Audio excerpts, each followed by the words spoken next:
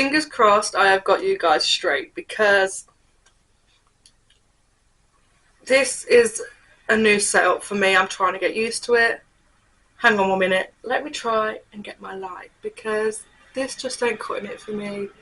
So let's see if the light will work. Fingers crossed that is better, because it is 9:15 at night and I'm only just getting around to filming this. It's been such a busy day. Kids have gone off to the granddad's, got cleaning done, and I've finally been told why I am ill. It has turned out tonsillitis, ear infection, the cough and everything else has turned out to be bronchitis. So I now have an inhaler, I now have a steroid nose spray, so fingers crossed I am on the up and things will get better, because I do miss filming my content and I really struggled in July.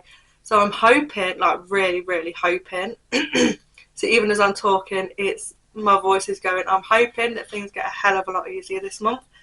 So it is time for a wrap up, a July reading wrap up. This year is going by so fast, and if I'm honest, it's scary how fast time's going by. I am totally not used to this, but I have my list here. Just move my iron brew can. That stuff is what I live off. I have 2 3-star reads, 9 4-star reads, and 1 5-star reads. So I'm going to start off with the 2 3-star reads. If you have read my reading new releases, you would know what my 2 3-star reads are. And the first one is Not in Love by Ali Hazelwood. This one just wasn't for me, and the connection between the characters, Eli and Rue, I just don't get it. Like, their whole relationship is based on what happens in the bed. Yes, they tell each other these stories, but I'm like, I don't get it. I don't see the connection between you two at all. Not one single bit. And as much as I was rooting for them, and I really wanted to enjoy this book. Like, it was on my list of books that I wanted to read personally. I haven't shared that list. That list was for me. But this, I just didn't get. Like, the connection between them just didn't seem to hit straight off. It just seemed so forced and wasn't, like, realistic. Like, it didn't make you feel like these two were actually together at all. So, yeah, I just got a 3 stars from me. It was okay, wasn't great, but it was readable. We then have The Reappearance of Rachel Price. Now, this book, there were certain points in it that were really great. I actually really enjoyed this. But then some points just let it down, and it's like the name thing, when Rachel kept calling Belle Annabelle or Anna, and it really grinded my gears. And from when I put it on, I think it was TikTok or on my previous video, people have messaged me and said, I actually really get that, like, I could totally relate to you, it was bugging me as well. And the way Charlie acted, which was Belle's dad, like, constantly saying, oh, you've left this, oh, my cup's broken, where is it? But it turned out it was in, like, the same space it should have been. Or, oh, you've left a window open. But she knows she didn't leave a window open. And it's just little things like that. And I'm thinking, really? Come on, please. This writing could be better. But there's bits at the end where I was like, yes, I need that. I love that. And especially the bit where they find Rachel's letters in books. So she first tried going over the letters, but it got spotted. So she had to go over the letters very lightly. And it says, help, I'm Rachel Price and I've been taken by so-and-so. Obviously, I don't want to say the name because, you know, I don't want to spoil it for anyone. But it turns out a couple of people knew, and Rachel's disappearance was planned by certain people in this family. And that all come to light, and Belle had to make her choose, and she also found there was an extra member of her family who was already in her family but was closer than what she thought, which was really great. I enjoyed that, but it was just lacking. It was okay. The great parts were let down by other parts, and it was like up, down, up, down, up, down. So for me, I just thought, you know what, I'm settling at 3 stars. That's it. I can't give it any more. As much as I wanted it to be a 5-star read, it really wasn't 5 stars for me. And then we have the 4-star reads. So I've actually read thriller books this month, and that's not like me. I'm normally a romance girl, even though I've just shown you a YA, like, thriller type book. That was okay, but these thrillers were actually gripping. There weren't quite a 5 stars, some were close. And the first one, because I have my 2 thrillers in my hand, was The Housemaid by Frida McFadden.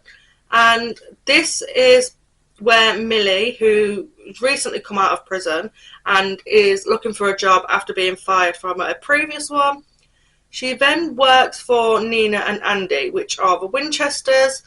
And Millie at first thinks that Nina is totally off her rocker, like she's a few sandwiches short of a picnic, constantly making a mess, and like she just weren't a nice person, and she just thought she was so uptight. She just didn't care. She'd purposely make a mess, totally make things harder for Millie.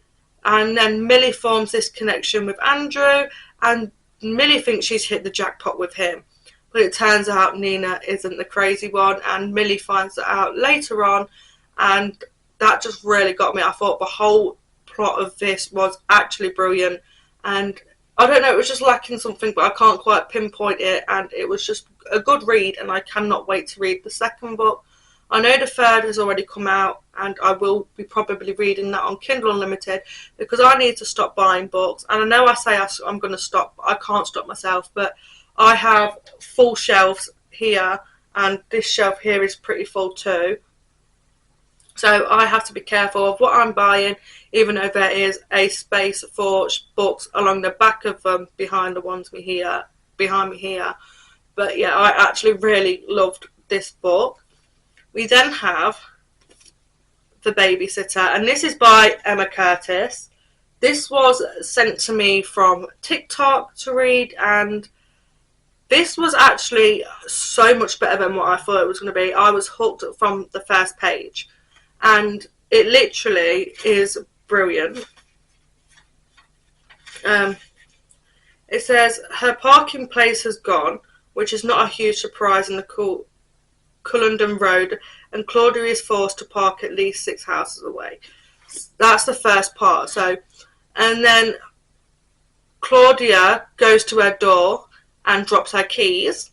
After dropping her keys, someone helps pick them up. She hands the baby to her, thinking that this is her babysitter, because they had a babysitter just starting that day, so she thought nothing of it.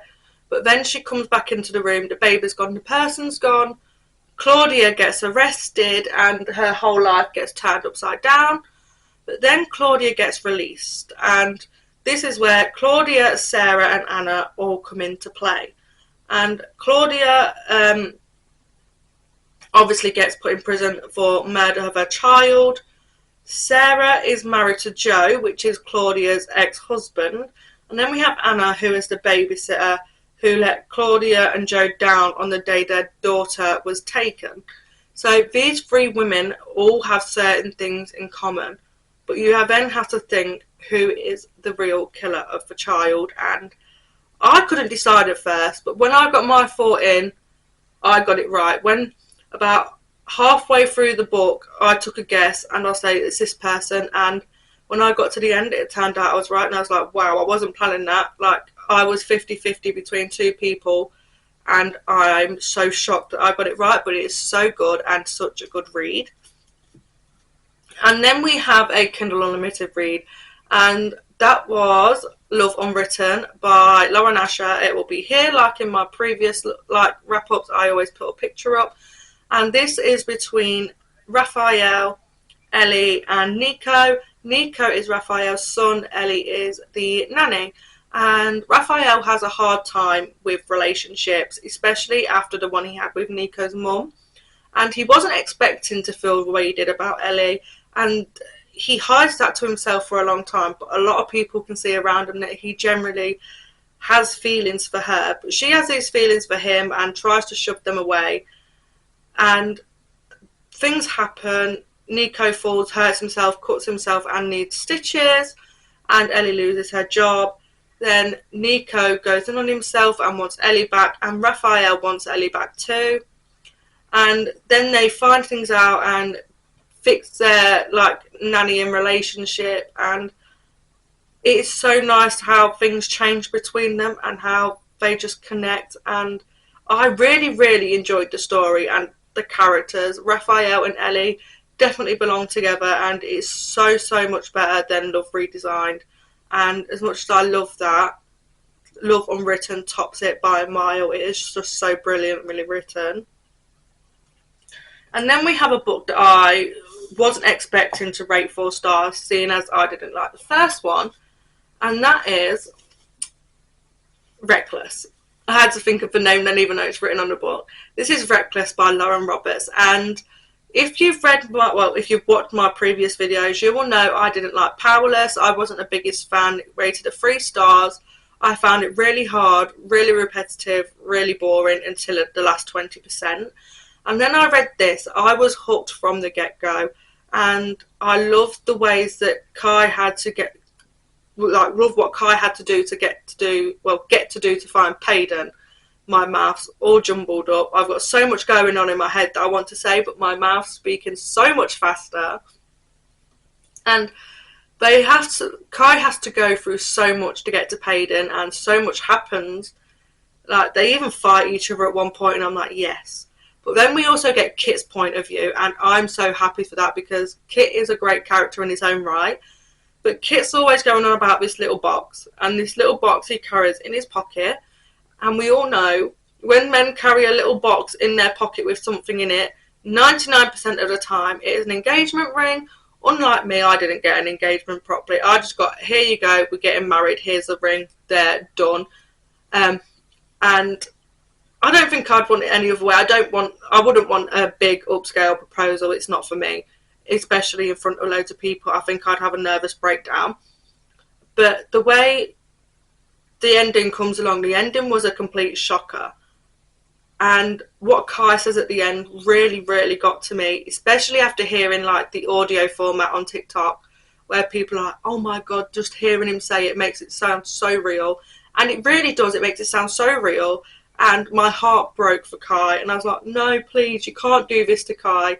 Not Kai, he's brilliant. And Payden grew on me. Payden was my issue in the first book. I don't know why, I just couldn't get to grips with her character. But in this one, she grew at me. I got to see how deep she fights to survive, and I really needed that. I needed to see her actually fight and go through it.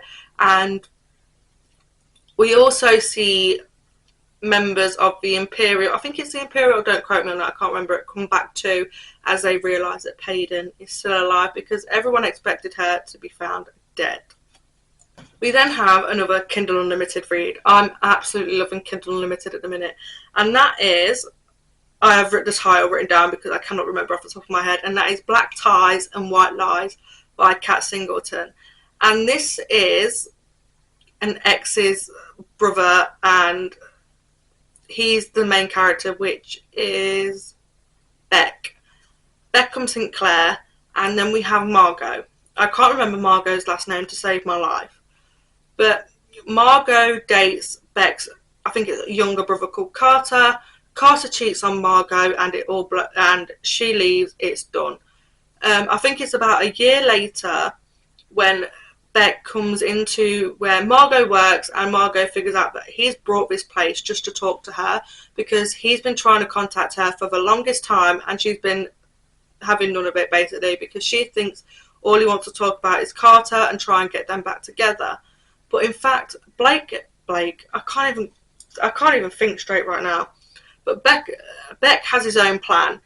He plans to get Margot to have this fake engagement, fake dating, and it is so well planned out how it is, and the spice is spicing. It is spot on, especially when I think they are on their way back from like this meeting away, and they get stuck in a snowstorm of all places, and Margot tries to tell Beck that they should have stayed back where they were. They should have took the offer to stay overnight, but they didn't. Instead, Beck wanted to drive and go through the snowstorm, but the snowstorm obviously got too strong, and guess what? There was only one bed in the place they were staying. I absolutely love the one bed trope, but Honestly, that scene, that spicy scene, was absolutely amazing, and I cannot fault it. Hence why this book was 4 stars. So good. If you haven't read it, I suggest you read it. Brilliant, such a great read, and I cannot wait to read book number 2 soon.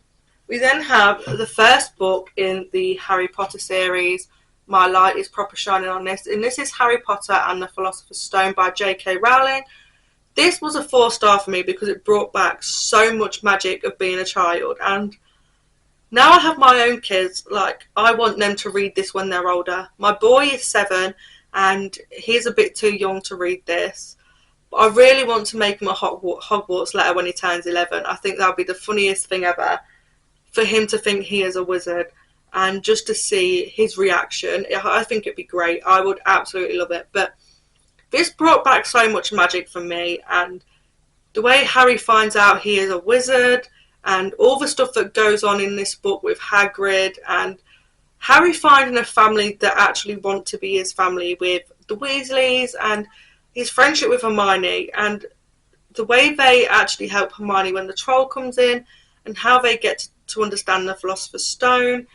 It's just amazing to relive that magic. It is so great, and honestly, I cannot wait to carry on the series. We then have Love at First Night by Megan Clawson. Now, this book was great for so many reasons. First off, it's in the place that I grew up in.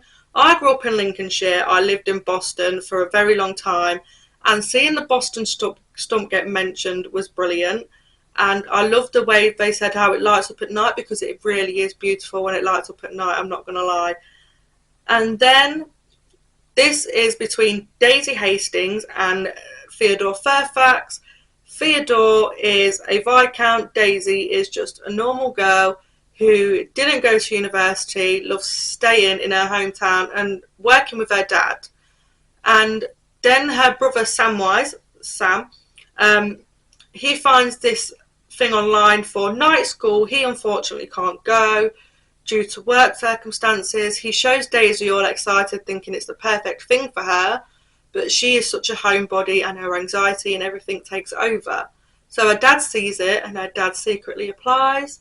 She runs into Teddy and is in charge of looking after Teddy, well, Theodore, but she calls him Teddy, and one thing leads to another. They don't really like each other to begin with, but he falls for her so much and without even realising it. And Daisy finds who she is, and they find each other, and it is chef's kiss. We then have another Kindle Unlimited read, and that is Blazing Desires by Jasmine Andrade. I think that's how you pronounce her name. And this is a bodyguard dark romance. It is so twisted, so messed up, and so brilliant. The spice is absolutely amazing. You cannot go wrong with this book. And this is about Blaze and Davina. Blaze and Davina know each other growing up because their mums were best friends and other things. But then their mothers both disappear, and Blaze finds out the truth, but Blaze was known as a different name when he was younger, which only gets mentioned once. But he has a nickname for Davina called Mia Davina, which was what he called her when they were younger. And Blaze is then hired by Davina's dad to protect Davina at all costs because he's going through a hard time with his company. And then, obviously, Blaze knows the truth from what happened about their parents. So eventually things kick off. He takes Davina out of the house and they have this plan to get revenge. Davina gets her revenge, goes absolutely loopy in the process, but during that they have great spicy scenes. The connection is one to die for, and honestly the ending was beautifully written, and I'm so glad that I read that book.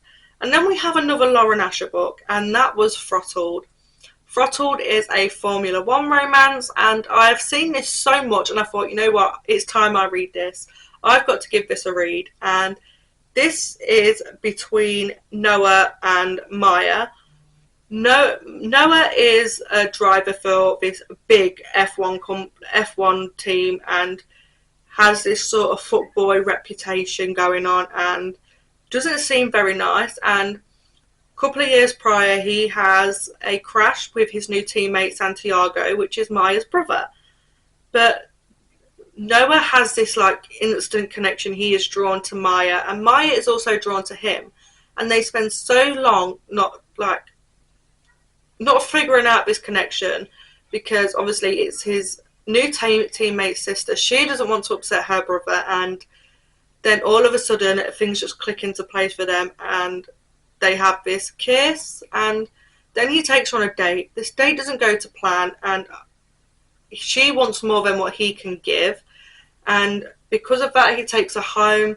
He goes out, gets drunk, ends up with somebody else, and then they have a month apart, as it is like, I want to say winter break. I'm not sure if it's winter or summer break. They have a month off, and during this month off, Noah, bless his heart, I know he's only a character, goes to therapy to find himself and work on his personal issues, because he wants to be the best for Maya in this process. And in the end, they get their happy ending, and it is just such a cutesy book, and definitely worth the 4 stars.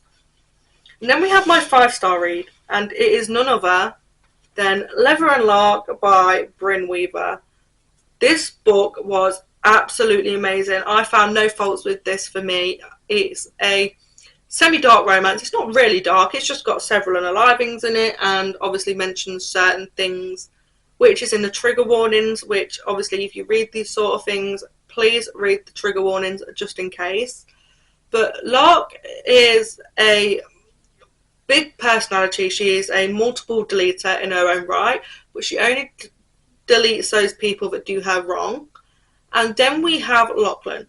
Lachlan is Rowan's brother, older brother should I say, and he is a serial killer for hire, and he is hired one night to help Lark get out of a situation, and they get off on the wrong foot. Then I think it's like a few months later they meet at Rowan's place because of his big restaurant opening, and they get a bit antsy on the balcony. They share a kiss, but then Lark realises who Lachlan is as the person who stuck her in the trunk of a car.